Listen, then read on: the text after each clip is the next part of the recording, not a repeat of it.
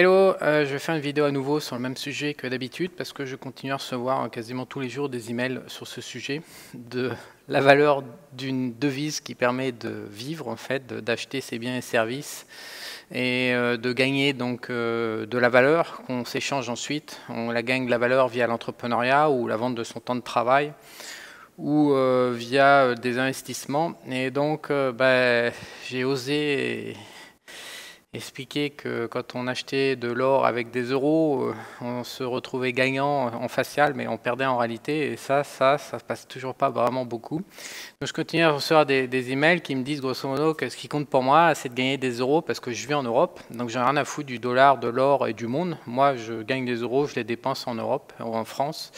Donc si j'achète de l'or avec des euros et puis que je gagne, c'est-à-dire que si j'achète, je sais pas, à 1000 et puis que je vends à 1100 mon or, donc j'ai gagné 100 euros grâce à mon or, je vois pas comment c'est nocif pour mon patrimoine.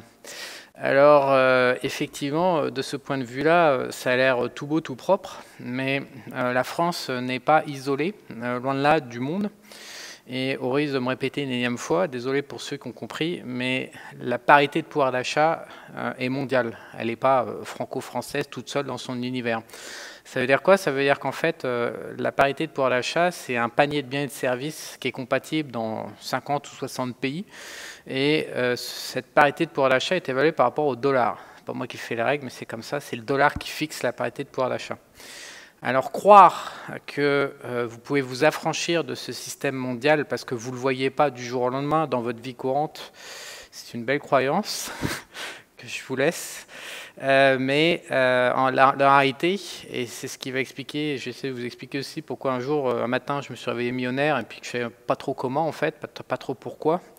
Et j'ai découvert cette histoire de parité pour l'achat après m'être interrogé, de me demander mais comment en branlant comme je branlais à l'époque à Bangkok, d'où vient mon fric quoi, grosso modo, comment est-ce que j'ai tout ce pouvoir d'achat? Et c'est en déterrant tout ça que j'ai fini par comprendre que de manière inconsciente, parce que pour le coup à l'époque je n'avais pas calculé, je m'étais organisé par rapport à ces phénomènes monétaires mondiaux pour tout prendre dans le bon sens, et donc je me retrouvais avec un pouvoir d'achat conséquent qui ne correspondait pas à la charge d'entrepreneuriat, de travail et d'investissement que j'avais en face.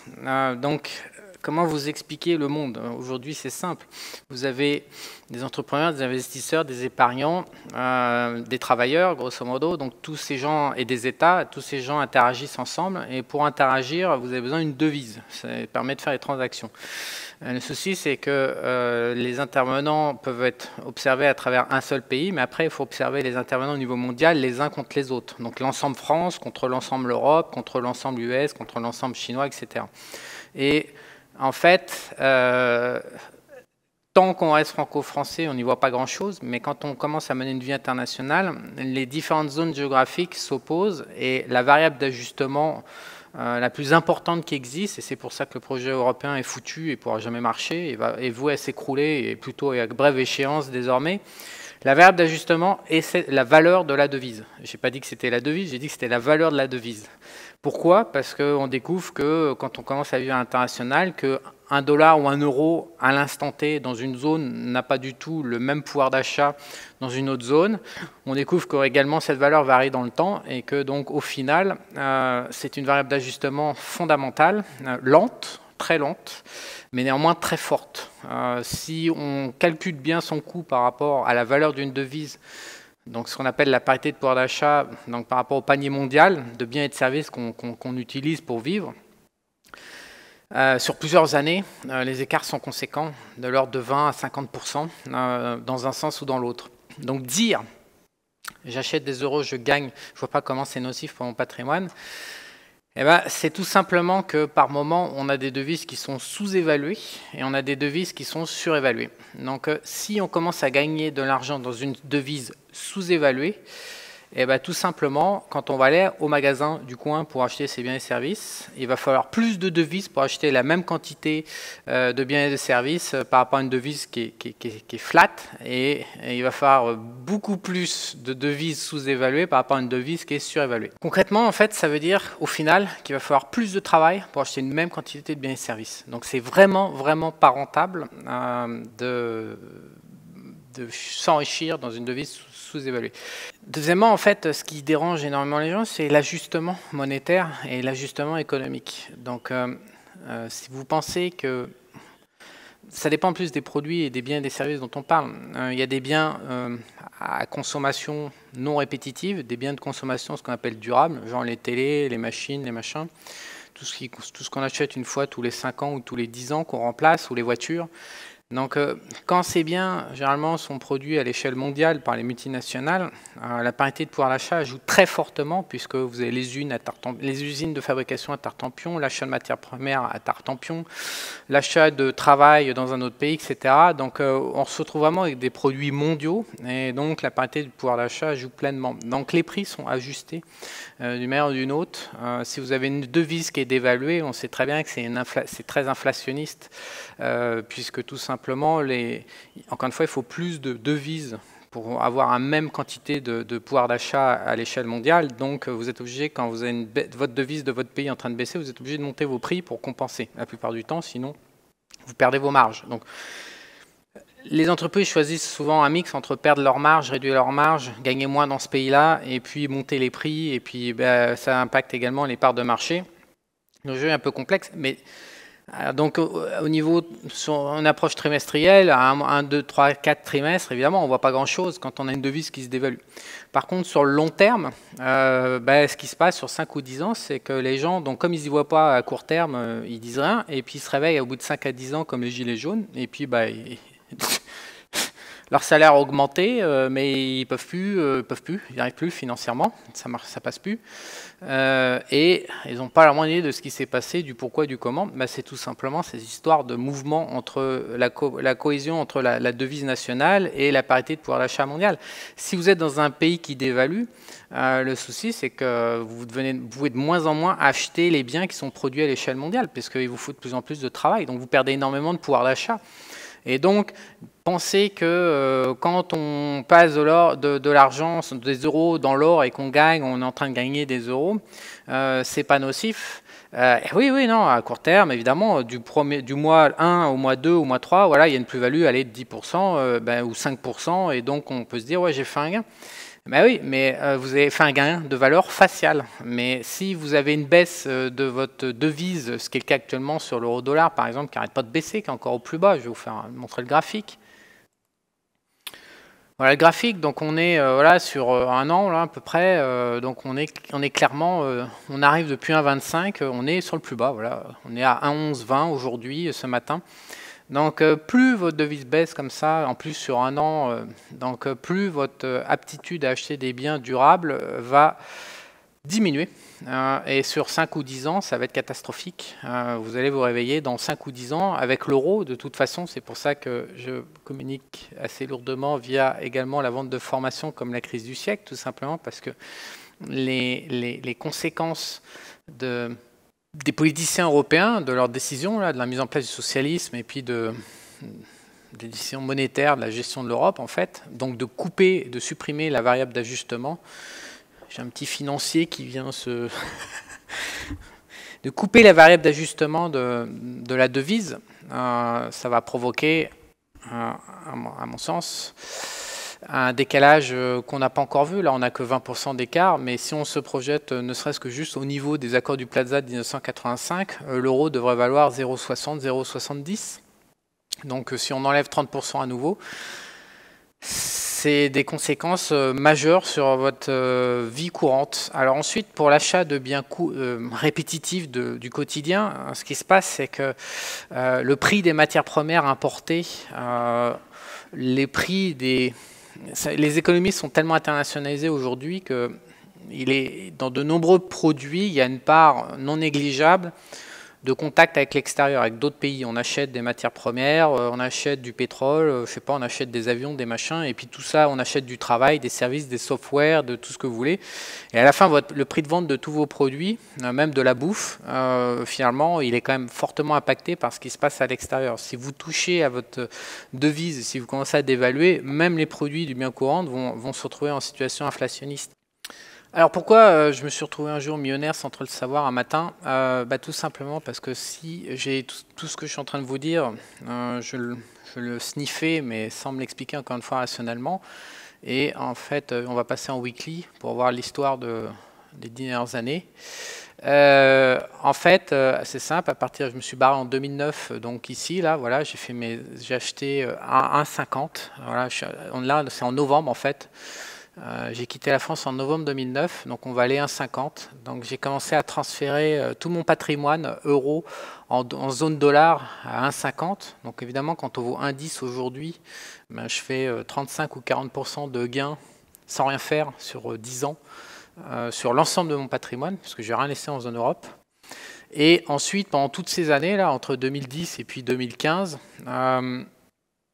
j'ai créé des revenus en zone dollar, en zone euro. Ça s'est équilibré en fait. Et vous voyez bien qu'il y a des variations sur l'euro et sur le dollar de 20% environ, selon les années, 20 ou 30%.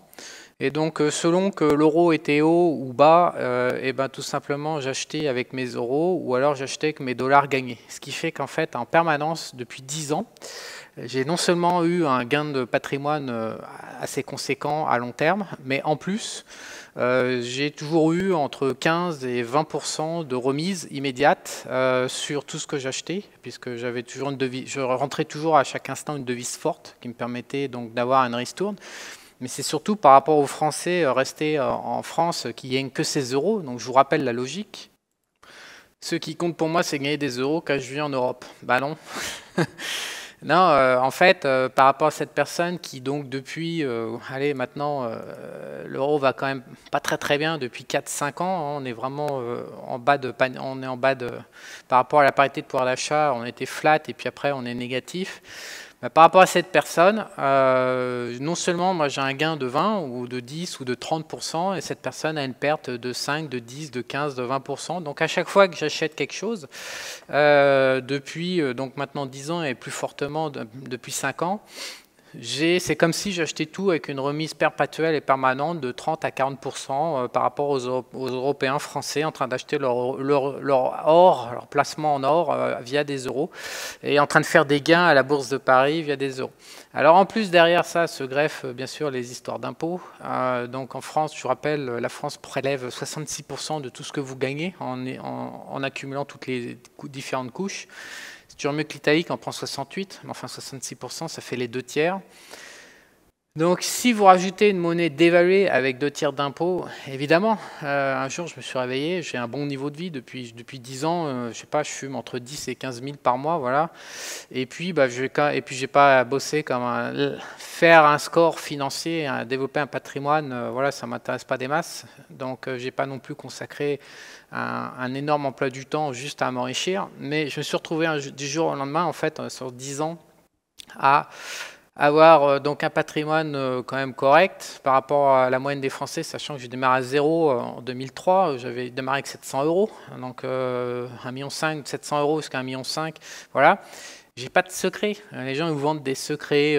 Quand on regarde les programmes d'enrichissement, acheter des actions à dividendes, investissez dans l'immobilier, etc. C'est du bullshit. C'est du putain de bullshit. La vérité, c'est qu'on s'enrichit en gérant les devises, en gérant la parité de pouvoir d'achat, donc votre pouvoir d'achat direct, la valeur réelle, et en gérant vos impôts. Si vous ne payez pas d'impôts et que vous avez toujours des devises très fortes surévaluées par rapport à la parité de pouvoir d'achat, vous enrichissez en dormant sans rien faire. Le reste, c'est du bullshit. Donc évidemment, il faut mettre en place des sources de revenus, tout ça, mais les gens se branlent sur comment faire pour gagner de l'argent. Mais c'est pas ça la clé. La clé, c'est de regarder le monde, comment il fonctionne, et puis de ne pas le prendre dans la gueule. Et la plupart des gens le prennent dans la gueule. Et donc ils descendent au final dans la rue comme les gilets jaunes en disant putain, je gagne que dalle. Et puis surtout, ils ont la haine des mecs du dessus. Mais il y a un système, il y a des règles du jeu à prendre, et c'est pas facile, mais c'est incontournable. Alors quelles sont les applications concrètes? Donc aujourd'hui encore, il y a également le groupe, donc il y a maintenant 60 clients dans la crise du siècle, ils m'envoient des questions. Donc aujourd'hui ou hier, je ne sais plus, on m'a envoyé la question, savoir ce que je pensais des obligations chinoises. Alors évidemment, on ne m'a pas dit la source, mais la source, je la connais tout simplement parce que la personne qui a écrit cette source a une tendance assez répétitive à faire démarrer ses démonstrations à des dates sorties de nulle part, qui arrange juste ses petites idées. Donc c'est pour moi de la malhonnêteté intellectuelle, mais enfin bon, passons. Donc faut-il acheter des obligations chinoises et non américaines pour devenir rentier? Qu'est-ce qu'on fait dans la crise du siècle? Qu'est-ce que j'ai fait dans cette formation? Donc, j'ai essayé de montrer, encore une fois, les niveaux historiques et puis ensuite de donner les éléments pour apprendre à compter par soi-même. Voilà, donc ce que je vais faire devant vous en direct. Et donc, ça ne va pas être moi qui veux émettre une opinion, parce que souvent, on me prête des opinions. On va juste regarder les chiffres, tout simplement. Donc, les obligations chinoises par rapport aux obligations américaines. Donc, la date de départ, et je vous invite vraiment à vous méfier de tous les intervenants, y compris moi, souvent d'ailleurs, je fais des erreurs. Mais je ne suis pas malhonnête pour autant à vouloir plaquer raisonnement sur la réalité, mais par contre, on fait tous des conneries quand on parle. Mais passons. Je vous invite vraiment, par contre, en revanche, à réfléchir pourquoi l'intervenant choisit cette date et toujours aller regarder avant la date qu'il choisit de départ de sa démonstration de son graphique. Allez regarder avant ce qui se passe et vous verrez que la plupart du temps, ce qui se passe avant, ça contredit totalement le raisonnement du jour. Et donc, du coup, ça vous permet de dire, mais pourquoi il a fait ça alors? Donc, on va prendre cette date, même si pour moi ça n'a aucun sens. On va faire démarrer en 2013 et après on va prendre aussi 2015 parce que les ETF sur les obligations chinoises, les ETF, il y a 2 ETF. Enfin, j'ai trouvé 2 ETF qui ont été créés en 2015, donc il n'y a pas d'historique avant. Donc, on va commencer par tout simplement regarder. L'écart de devise, comme je viens de vous expliquer, puisque toute chose a un prix et que ce prix est évalué dans une devise. Si vous avez un super truc, mais qu'il est évalué dans une devise de merde qui n'arrête pas de se péter la gueule, en fait, ça peut être potentiellement une perte. Ce qui est arrivé d'ailleurs avec l'immobilier en Colombie, à Medellín, pour les investisseurs américains. Donc là, en fait, depuis 2013, je vais vous chercher le graphique. Voilà le graphique de la devise chinoise contre le dollar. Donc là, j'ai fait démarrer 2013, c'est ici. Et là, on est en 2019, on est ce mois-ci. Donc, tout de suite, ce qu'on voit immédiatement, c'est que globalement, sur 6 ans, le dollar a fortement monté par rapport à la devise chinoise.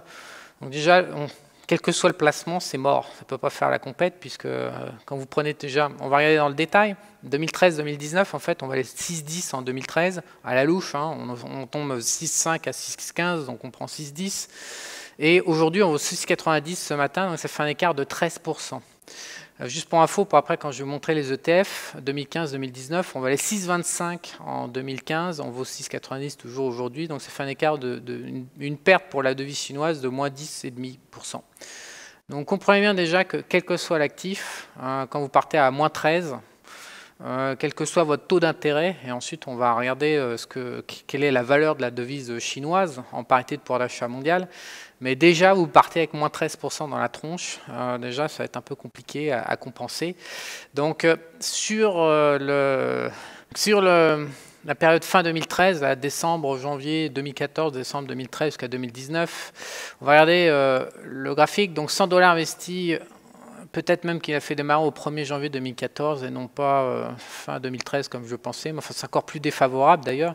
Si vous regardez la devise, comme vous pouvez voir, en janvier 2014, on est au plus bas du plus bas, on est à 6,05 €. Donc, quelque part, ma démonstration offre un petit pourcent de plus en sa faveur. Donc, voilà, on s'aperçoit que voilà, la devise, les placements obligataires, enfin à 3 mois, c'est plus du monétaire, donc c'est 112,4%. 106 pour les États-Unis et 78% pour l'euro. J'en reviens à mon lecteur du jour qui me disait ouais, acheter en euros, si je gagne en euros, c'est pas grave. Voilà, tout de suite on voit à l'échelle mondiale. On m'envoyait aussi on voit déjà sur les marchés de court terme la différence majeure à cause de l'euro. En plus, on n'a pas intégré la variation d'euro-dollar depuis 2014. Et on m'envoyait aussi la techno européenne contre la techno américaine, que ça se tenait. Bah oui et non, parce que la techno européenne elle est libellée en euros, donc ça s'enlevait tout dans le graphique qu'on m'envoyait. Je me souviens, c'était un graphique Bloomberg, il n'y avait absolument pas de variation sur la devise. Donc ah ouais, c'est beau. En devise locale, de toute façon, c'est toujours très très beau, puisque les politiciens du coin, ils sont pas cons, ils vont pas vous chier des graphiques macroéconomie dégueulasses, sinon ils sont pas élus. Donc c'est sûr que libellé en devise locale, généralement, c'est propre. Mais encore une fois, la parité de pouvoir d'achat est libellée en dollars, c'est ça qui est la norme sur la Terre. Donc il faut tout libeller en dollars. Donc toute la théorie s'effondre de ce monsieur, puisque tout simplement, comme vous pouvez voir, la Chine, pour pour un investisseur qui a investi en 2014 dans du 3 mois, 5 ans plus tard, il a 0 en fait. Alors que l'américain a 6%, donc ça fait un écart de 6% à faveur des États-Unis. Et en plus, on va revenir après au détail, c'est que les coupons versés par la monnaie chinoise qui est complètement dévaluée, qui ne vaut rien, quand je maintiens que c'est un balai à chiottes, vous pouvez vérifier par vous-même sur le site de l'OCDE. C'est un papier, c'est un torchon. D'ailleurs, c'est pas pour rien que généralement de nombreux vendeurs Amazon, FBA, qui fournissent des Chinois, qui fournissent le monde entier, ils exigent des dollars. Ils sont pas cons les mecs, mais bon, la devise chinoise est complètement sous-évaluée, je sais plus de 50 ou 60%. Donc le coupon distribué par votre intérêt à 3 mois, en fait, sur le marché mondial des biens et des services, il a une valeur de moitié. Donc vous perdez la moitié, vous payez des impôts sur votre coupon si vous êtes français, et en plus vous avez perdu 13% sur la devise. Je n'interprète pas, je vous montre les chiffres et vous pouvez vérifier par vous-même, c'est la réalité. Donc ensuite, prenons les ETF obligataires chinois et américains entre 2015 et 2019. Donc venez pas m'emmerder pourquoi je démarre en 2015, je le répète au cas où vous avez zappé, je démarre 2015 qu'avant il n'y a pas d'historique. Si vous allez sur le site etfdb.com, qui est un très bon site que je vous recommande pour les ETF, voilà, vous voyez qu'il n'y a que 2 ETF qui existent sur les marchés chinois obligataires. Donc je les ai rentrés en Pro Time. Donc j'en ai pris un, le C'est Bon, que j'ai comparé, ça c'est le deuxième ETF chinois, et ça c'est le TLT américain. Donc, quand vous regardez en haut et que vous voyez la courbe de valeur active par rapport à l'ETF américain, ce que vous voyez entre 2015 et 2019, c'est qu'ici, on est au plus bas sur toute la période des 4 dernières années. Ça veut dire que le marché chinois sur un plan obligataire, ou du moins l'ETF, que je ne maîtrise pas plus que ça, China Bond, je ne sais pas ce qu'il y a dedans. Si on va décrire, si on lit le descriptif, donc on essaye de répliquer avant les dépenses, les fees, le China Bonds High Quality Index, donc c'est peut-être des obligations privées du AAA qui comprend des intérêts fixes, du taux d'intérêt fixe, donc des obligations à intérêt fixe, donc émises par les People Republic of China, Chinese Credit Governmental. Donc pour moi, en fait, c'est même pas du AAA, c'est vraiment de l'obligation purement gouvernementale. Donc on peut vraiment la comparer par rapport à TLT. TLT, c'est l'ETF américain qui reprend les obligations à 20 ans du gouvernement américain, c'est l'ETF qui traque. Donc qu'est-ce qu'on voit? On voit que, depuis 5 ans, les obligations chinoises se sont lourdement pété la gueule face aux obligations américaines, mais qu'en plus, on a repris une deuxième douille dans la tronche, en perdant gros sur le dollar et la devise. Je vous rappelle, je l'ai calculé ici, on perd 10%. Donc si je vous calcule l'écart de perte sur les obligations, donc on est à 1,72, on attaque à 2,34. Donc on a un écart relatif de 36% en défaveur de la Chine, et en plus on se refait allumer la tronche derrière de 10% sur la devise, ça fait un écart sur de l'obligataire de 46%. 46% d'écart sur juste 5 ans. Donc pour moi, en fait, c'est un exemple parfait pour apprendre à compter déjà et vous alerter sur le fait que c'est pas parce que votre euro il est super, que vous êtes en train de gagner dans des placements en euros, que tout va bien sur votre patrimoine. Dans la réalité, en fait, la valeur faciale ne vaut pas grand-chose. Elle est souvent trompeuse et ce qu'il faut, c'est calculer la valeur réelle des placements.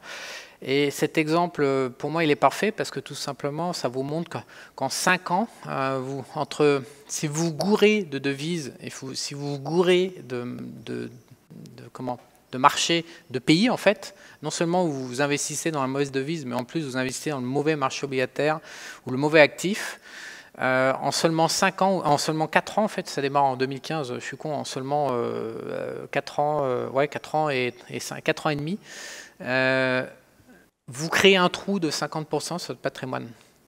Et donc, derrière, vous avez ce qui n'empêche pas que vous puissiez être positif sur vos opérations, mais l'écart avec ce que vous auriez pu faire en réfléchissant par rapport à la valeur réelle, c'est de 50%.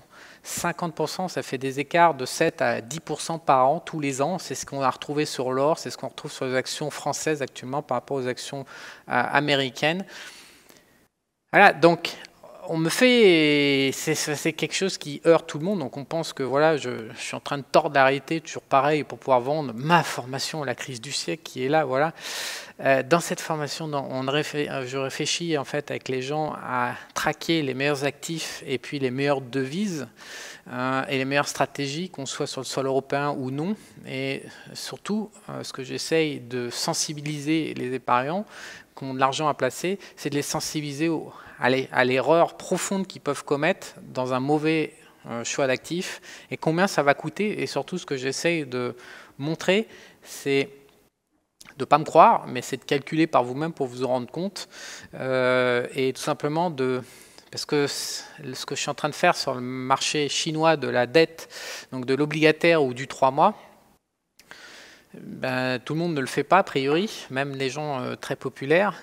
Et vous voyez tout de suite combien ça peut coûter. Donc mon souci numéro 1, c'est en fait de montrer pour chaque idée d'investissement patrimonial, de cultiver un esprit critique et de se dire à quel jeu je suis en train de jouer, combien ça va me rapporter au final concrètement de valeur. Parce que c'est ça en fait. Moi, dans le fond, encore une fois, je suis loin d'être aussi riche que les riches youtubeurs qui interviennent sur les très très gros vendeurs de formations là, qui font entre 500 000 et 2 millions d'euros par an en vendant les formations. Je suis loin d'être riche comme eux. Mais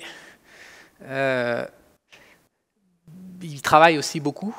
C'est du boulot que de vendre des choses à un maximum de personnes. C'est un gros boulot, c'est très lourd. Et donc, moi, j'ai trouvé un autre moyen de fonctionner qui est d'exploiter en fait la situation mondiale au niveau fiscal, au niveau de parité de pouvoir d'achat, pour prendre des décisions qui payent énormément, et donc du coup de fournir des efforts en face extrêmement limités. Donc c'est un choix. Vous pouvez y aller en mode bourrin pour vous enrichir, vous pouvez vous défoncer au travail. Ou vous pouvez réfléchir à aller chercher la devise la plus forte du moment et à vendre des biens et des services dans cette devise pour récupérer du pouvoir d'achat. En fait, vous pouvez traquer le pouvoir d'achat, vous pouvez essayer de vous libérer des chaînes du socialisme mondial, ou alors vous pouvez y aller en force, et il va falloir vraiment y aller très fort pour pouvoir parvenir à obtenir les résultats parce que pour moi, dans le fond, tout revient à une heure travaillée, en fait, net. À chaque fois, quand on fournit une heure de travail, donc on va échanger une heure de son énergie contre la valeur. Et donc, le souci, c'est que la plupart des gens aujourd'hui ne savent pas ce que ça veut dire le mot valeur. Et donc, ils donnent leur énergie, ou ils le vendent, mais à un prix extrêmement déflaté. Ils reçoivent des clopinettes en face, et en fait, derrière, pourquoi? Parce qu'au niveau facial, on leur donne, en veux-tu, en voilà, ils ont des beaux chèques, des beaux comptes en banque, des beaux virements, et de la sécurité sociale, des prestations, et tout, etc. Mais en fait, au final, quand ils vont à la pompe, à carte bleue, là, au distributeur de billets, moi, c'est ça, j'échange une heure de mon énergie dans un projet, et la question immédiate que je me pose, c'est combien je vais obtenir de pouvoir d'achat dans le magasin d'à côté quand je vais sortir mes billets, en fait. Et en fait, au milieu, c'est du bullshit, ça n'existe pas pour moi. C'est tout le brouhaha mondial et je ne le regarde même pas. C'est combien d'heures et qu'est-ce que je peux acheter pour cette heure, qu'est-ce que j'échange en fait. Une heure de mon énergie, qu'est-ce que j'obtiens en échange, en face. Et très peu de gens aujourd'hui ont ces démarches. Et donc, au final, le prix à payer, c'est que vous bossez beaucoup, vous donnez beaucoup de votre temps et de votre énergie, et puis contre pas beaucoup de consommation en face. Ce dernier chat vous appartient, mais pensez que vous pouvez vous affranchir de ce que je suis en train de vous dire. Pensez que la France, voilà, on a toujours l'esprit franchouard. Je me souviens quand je vivais en France, voilà, on vit dans son propre pays, on a le nez dans le guidon. Pensez que vous pouvez vous affranchir de ça parce que vous êtes en France, alors là, vous n'avez rien compris. Mais alors, rien du tout. C'est impossible de s'affranchir de ce que je suis en train de vous dire. Il n'y a que deux manières, c'est soit vous bourrinez, soit vous optimisez, mais il n'y a pas d'autre moyen de s'affranchir de ça. J'en connais pas. Ça fait 10 ans que je regarde le truc fonctionner. Je n'ai pas trouvé d'autres moyens. C'est impossible qu'un pays puisse s'en affranchir. Alors, quand on fait du placement, donc bien sûr, il faut apprendre à compter les opportunités, les évaluer si elles sont vraiment si bonnes ou pas. Par exemple, encore, tiens, il y en a un autre qui m'a contacté en me disant j'ai vu une de tes vidéos dans laquelle tu disais que tu avais échoué à devenir rentier sans travailler. Ce qui est vrai. À l'époque, il y a un an, c'est vrai, parce que je consacre, et puis ma frontière est un peu limitée, c'est que j'ai la vraie passion du placement et de l'argent, de la gestion de l'argent. Et donc, 1 heure travailler et puis 1 heure à faire une activité dans laquelle on est passionné, ça ne peut pas s'évaluer de la même manière. Donc la plupart des gens autour de moi n'aiment pas forcément l'argent. Ils veulent gagner de l'argent, mais c'est plus une contrainte pour eux. Moi, c'est vraiment ma source de plaisir numéro 1 dans la vie. Donc j'ai tendance à dépenser pas mal d'heures que je ne devrais pas dépenser, mais en même temps, je les dépense par passion personnelle. Mais oui, j'ai échoué à devenir rentier totalement passif. Ouais, j'ai échoué, ça m'a demandé du temps. J'ai gagné sur les transferts entre l'euro et les États-Unis. J'ai gagné en tant qu'entrepreneur en gérant ma parité de pouvoir d'achat, mais j'ai quand même passé pas mal de temps par ailleurs parce que je veux tout comprendre, parce que c'est un truc, ça bouge dans tous les sens et que ça me passionne. Mais donc cette personne me dit, bah, Charles, j'ai la solution, je fais du placement défiscalisé sur du private equity, donc l'investissement donc généralement le private equity, c'est soit des boîtes en développement qui ont 5 ans d'âge d'existence, ou alors je ne sais plus comment on dit, du capital risque, donc une boîte qui démarre et on souscrit au premier tour de capital. Et donc ça fait du 5-7%. Cette personne me dit, bah voilà, moi je vends ma boîte, je vais tout mettre là-dedans, je vais me barrer. Ah non, mais cette personne n'a pas compris ou n'a pas regardé mes vidéos encore, ou elle n'a pas compris ce qu'elle est en train de faire, parce que alors direct, l'évaluation, c'est le dernier truc à faire. Donc, un schéma très simple par rapport à cette opportunité de placement à 5-7%. Enfin, c'est sûr que c'est très séduisant de gagner 5-7% d'euros. Sauf que l'euro, il se pète la gueule, allez, je vous le remonte, hein, mais l'euro, il se pète la gueule tout le temps. L'euro, ça fait 10 ans qu'il chute. On est dans un échec global politique et social, donc ça fait 10 ans. Donc un placement qui gagne que 5 à 7%. Actuellement, par exemple, l'euro baisse environ de 5% par an. L'euro rapporte 0, les États-Unis rapportent 2%, donc on a 7%. On a un gain assuré de 7% sur le dollar, avec un intérêt qui tombe tout le jour, au jour le jour, payé par la Fed. Et en face, on a un placement qui est la première récession du private equity, ça va s'écrouler la tronche, on va se prendre une belle claque dans une devise de merde qui va en plus s'écrouler. Et on me dit, ouais, c'est de la balle. Non, il faut savoir évaluer, il faut apprendre à évaluer. Donc, on me dit, oui, tu vends les formations, blablabla. Mais, ouais, mais à un moment, si vous ne savez pas évaluer, le prix de ma formation, 600 € par rapport à ce que vous allez vous faire tondre, c'est des dizaines de milliers d'euros. Moi, je ne comprends pas, en fait. Je ne comprends pas. Donc, oui, je n'ai pas le temps, puis je n'ai pas besoin. J'ai pas besoin. Je reçois que des emails de personnes qui n'arrivent pas à cerner les enjeux et qui n'arrivent pas à calculer les opportunités. J'en ai tous les jours, à cause des 2 vidéos que j'ai faites là, les 2 dernières, là, le choix patrimonial, et puis je ne sais plus le titre de l'autre. C'est Charles de Repère, voilà. Je suis le fondateur.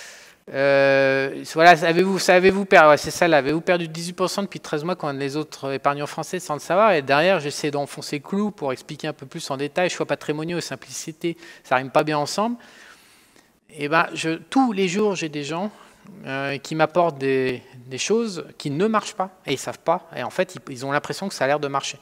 Mais le système mondial est vicieux. On a affaire à un système mondial. C'est un monde à 2 vitesses. Il y a un monde d'élite qui communique par symboles et qui sont formés pour exploiter le système et pour mettre en esclavagisme tout le monde et pour s'enrichir et avoir le pouvoir et le contrôle du monde. Donc ce monde-là, il est réel, il existe.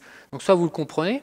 Et puis après, il y a un monde comme une matrice, en fait, une espèce de façade qui est tout reluisant, qui caresse bien comme il faut le sens des poils, et puis on a toujours l'impression que tout va bien, et en fait à chaque fois on se retrouve avec un éléphant, la bite d'un éléphant dans son cul, on est dans la salle de bain, et on se dit non mais tout va bien, alors qu'on a le cul défoncé, quoi. C'est ça le monde aujourd'hui. Donc si vous êtes en train de dire tout a l'air d'aller bien, déjà alerte générale, parce qu'il y a quelqu'un qui est en train de vous la mettre. C'est comme ça que ça fonctionne, le monde. Il ne fonctionne pas, tout le monde il est gentil, il est beau, et puis on va vous aider sans trop de difficultés à avoir votre pouvoir d'achat et votre valeur et vous enrichir. Ça ne fonctionne pas comme ça. Donc, moi, ce qui m'étonne, donc je réponds succinctement à ces personnes. Je leur dis oui, je leur dis non. Généralement, je ne réponds plus en détail. En plus, on a créé un groupe, il y a 60 personnes, donc je réponds en détail à ces gens-là, dans le groupe maintenant. Mais ce qui m'étonne, c'est cette inaptitude à accepter l'idée qu'il y a un monde ultra vicelard, ultra nocif, et cette inaptitude à voir le mal, en fait.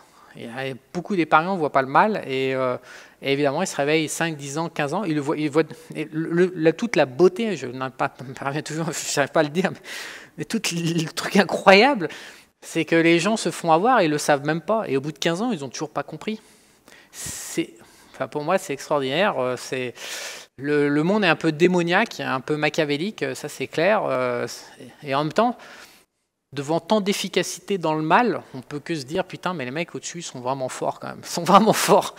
Parce que quand on est tout seul, voilà, on a ses petites idées. Mais moi, je suis au milieu de vous. Vous êtes voilà, 5, 7 000. Des fois, il y a des vidéos qui font 10 000. Donc, j'ai une vision d'ensemble. J'ai des centaines, des centaines et des centaines de gens qui m'écrivent, qui me donnent des cas de figure. Donc, je vois bien ce qu'il y a dans la tête des gens, mais en masse. Et donc, je suis admiratif devant... En fait, la Terre, aujourd'hui, elle est dirigée par le génie du mal. Et la finance étant quand même correctement maléfique. Mais c'est du génie, ça reste une forme de génie, c'est génial. Personne ne le voit, tout le monde se fait entuber.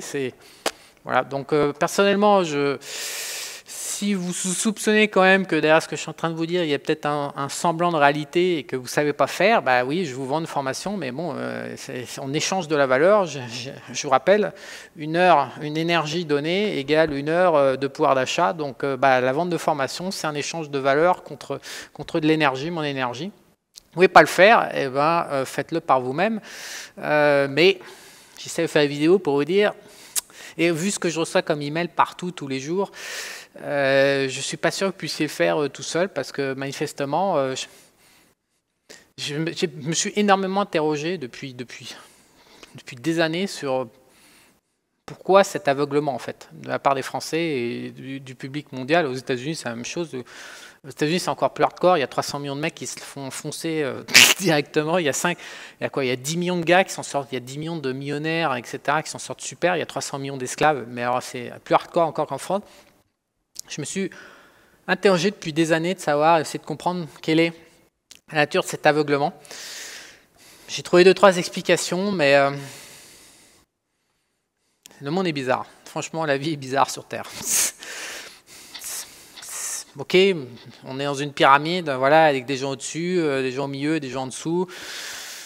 Mais pourquoi les gens en dessous n'arrivent pas à voir le mal? Pourquoi ça leur est impossible? C'est vraiment une question de fond. Ils peuvent pas, la majorité d'entre nous, des humains sur Terre, ils ne peuvent pas regarder le mal. Ça n'existe pas et ils sont dans le déni. Moi, je vais quand même vous la balancer. Mon explication la plus probable, c'est qu'en fait, les gens sont élevés avec de l'amour toxique par les parents. Et voir le mal quand on est adulte, ça revient à regarder ses parents qui sont, la plupart du temps, on les juge intouchables. C'est-à-dire qu'on peut toucher à tout sur Terre, mais pas aux parents et à l'amour qu'ils ont donné. Et je pense alors que l'amour parfait n'existe pas, n'importe qui avec un cerveau sait que l'amour des parents est toujours confronté. Il y a des difficultés insurmontables. Les parents sont obligés de faire des conneries, des erreurs qui vont marquer. Et donc, je pense qu'en fait, le problème de la finance aujourd'hui, du mal, il remonte aux racines du lien entre papa, maman et l'enfant. Si on ne peut pas voir que papa et maman ont merdé, on ne peut pas voir le mal de la finance. Je pense qu'il doit y avoir un lien comme ça. Mais bon, peut-être, mais laissez-moi votre opinion dans les commentaires. Pour une fois, j'irai lire. En tous les cas, souvenez-vous de l'image. Vous êtes dans votre salle de bain, il y a une bite d'éléphant large comme ça dans votre cul et vous êtes en train de vous dire tout va bien, je vais bien, je suis en train de gagner 5% sur mon or grâce à mes euros. Oui, mais peut-être qu'il y a un éléphant dans votre dos qui est en train de vous ramoner. Voilà. À bientôt.